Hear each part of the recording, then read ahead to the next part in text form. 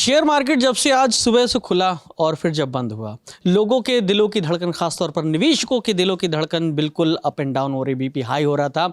और आखिरकार बुरी खबर के साथ ही वो शेयर मार्केट बंद हुआ और अपने निचले स्तर पर अभी तक रहा। इन सब के बीच थोड़ी सी राहत भरी खबर आई है। खबर ये कि जो फाइनेंशियल ईयर 2024-25 के थर्ड क्वार्टर के डेटा आए हैं, जीडीपी ग्रोथ के डेटा, क्या उससे राहत मिली है तो कितनी, बताएंगे प्रदीप जी। सर देखिए, आज जो जीडीपी ग्रोथ के आंकड़े जारी हुए हैं वो तीसरी तिमाही के, इसमें थोड़ा सा गुंजाइश, ये थोड़ी सी राहत ये कह सकते हैं कि जो पिछले डेटा थे यानी जुलाई से सितंबर के बीच के, वो आंकड़े 5.6% रहे थे, तो उससे थोड़ा सा ज़्यादा इस बार क्या है 6.2% आए हैं। लेकिन सालाना आधार पे आप जब देखोगे, पिछले साल से तुलना करोगे तो अभी हम बहुत पीछे हैं। 9.5% की ग्रोथ पिछले इसी क्वार्टर में यानी तीसरी तिमाही में दर्ज की गई थी। तो एक तो ये है कि पिछले क्वार्टर से तिमाही आधार पर थोड़ा सुधार है, लेकिन पिछले साल से अभी भी हम नीचे हैं, लेकिन कुछ तो राहत की बात मान सकते हैं इसको। तो ये जो शेयर मार्केट में लगातार हमने देखा जिस तरीके से डिप रहा बहुत बड़ा, क्या उम्मीद निवेशकों को इससे क्या बेनिफिट हो सकता है? देखिए, ये एक सेंटिमेंट बूस्टर का काम करता है। जो भी आंकड़े आते हैं सरकार के, चाहे वो जीडीपी ग्रोथ के आंकड़े हों, चाहे जो चालू खाता घाटे के आंकड़ा हो या निर्यात, जो भी जो भी इकोनॉमिक डेटा आते हैं, वो कहीं ना कहीं ये सेंटिमेंट बाजार का मजबूत करते हैं कि भाई स्थिति जो है इकोनॉमी की ठीक चल रही है या ठीक होने वाली है। तो निवेशक फिर से एक बार थोड़ा सा उनके अंदर जोश दिखता है, लेकिन बहुत बड़ी राहत की उम्मीद करना अभी जल्दबाजी होगी, क्योंकि अभी विदेशी निवेशक लगातार पैसा निकाल रहे हैं। और दूसरा, जब तक कोई बड़ी गुड न्यूज़, अब आरबीआई की जैसे अप्रैल में एक पॉलिसी मीटिंग है, अगर उसमें हो सकता है रेपो रेट फिर से घट जाए तो थोड़ा ये भी एक राहत की खबर बाजार के लिए हो सकती है।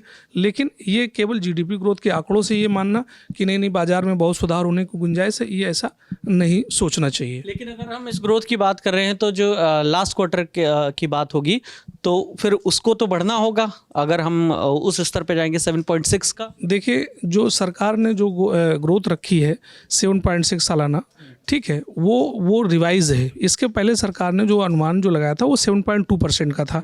सरकार ने खुद अपना अनुमान घटाया, यानी वो मान के चल रहे हैं कि हम पहले की जैसा इतना अच्छा नहीं कर पाएंगे। लेकिन ये जो आंकड़ा अभी इस बार का जो आया है 6.2%, तो इससे लग रहा है कि सरकार ने जो लक्ष्य रखा है वो हो सकता है हासिल हो जाए।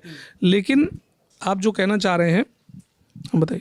मैं ये कहना चाह रहा हूँ कि जो लक्ष्य रखा है और जिस तरीके से ग्रोथ दिख रही है पिछले क्वार्टर की तुलना में, तो क्या ये उम्मीद लगाई जा सकती है कि जो क्या है ना, इसलिए लक्ष्य पूरा हो सकता है। एक तो मिडिल क्लास, देखिए क्या होता है कि इकोनॉमी ड्रिवन कहाँ से होती है। जो भारत की इकोनॉमी है, जीडीपी ग्रोथ है, वो ज़्यादातर खपत ड्रिवन है। अब बजट में सबको पता है कि सरकार ने 12 लाख तक की इनकम को टैक्स फ्री कर दिया है, तो अब लोगों के पास पैसा हाथ में आएगा तो वो बाजार में ज़्यादा खर्चा करेंगे तो इकोनॉमी में उत्पादन बढ़ेगा, फैक्ट्री का पहिया तेज़ी से घूमेगा, और उन सब से कुल मिला के फ़ायदा होगा। तो ये इकोनॉमी का जो लक्ष्य रखा गया जीडीपी ग्रोथ का, वो कोई इतना बड़ा लक्ष्य नहीं है कि वो सरकार ना हासिल कर सके। लेकिन दुनिया को भी देखना है, दुनिया में जो कच्चे तेल के दाम बढ़ रहे हैं और जो जिस तरह से टैरिफ की बातें चल रही हैं, ये सब चीज़ें थोड़ी सी जो है ना चिंताजनक जरूर है। लेकिन भारत की जो ग्रोथ है, जो टारगेट है सरकार, मुझे लगता है वो पूरा कर लेगी, क्योंकि सबसे बड़ा जो खपत ही इसमें एक बड़ा कारण बन रहा है। ये जो डेटा जारी हुआ, भारत सरकार के मुख्य आर्थिक सलाहकार हैं वी अनंता नागेश्वरन, उन्होंने एक बात कही। उन्होंने कहा कि प्रयागराज महाकुंभ से इकॉनमी को बूस्ट मिलेगा और मिला है। मतलब जो अगले डेटा आएंगे वो इस क्वार्टर के आएंगे। नहीं, ये बात सही है। जब लोग जाते हैं एक जगह इकट्ठे होते हैं, और जैसा कि कहा जा रहा है कि 60 लाख करोड़ 66 लाख करोड़ के आसपास भी लोग आए हैं कुंभ में, तो वहाँ काफ़ी ट्रांजैक्शन हुआ, 3 लाख करोड़ के ट्रांजैक्शन हुए हैं। तो कहीं ना कहीं इकोनॉमी को बूस्ट मिलता है जब कोई बाजार से जो पैसा निकालता है, खर्च करता है। यूपी की इकोनॉमी, चूँकि उससे यूपी की इकोनॉमी को फ़ायदा होगा, तो ओवरऑल देश की इकोनॉमी में भी यूपी का काफ़ी योगदान है, तो उस पर भी असर दिखेगा। और बाकी खपत वाला आंकड़ा है। चलिए, तो शेयर बाजार से जिस तरीके की खबरें आ रही थी, तो ये खबर ज़रूर निवेशकों को राहत, भले थोड़ी ही सही, लेकिन राहत ज़रूर देगी। तो ये जीडीपी ग्रोथ का थर्ड क्वार्टर का डेटा आया, जिसमें पता चला कि 6.2 की ग्रोथ रही। लगातार खबरों का सिलसिला ललन टॉप पर जारी रहेगा। इस पूरी बातचीत में हमारे साथ प्रदीप जी थे। मेरा नाम विकास वर्मा है, कैमरे के पीछे जतिन है। देखते रहिए दी ललन टॉप। शुक्रिया।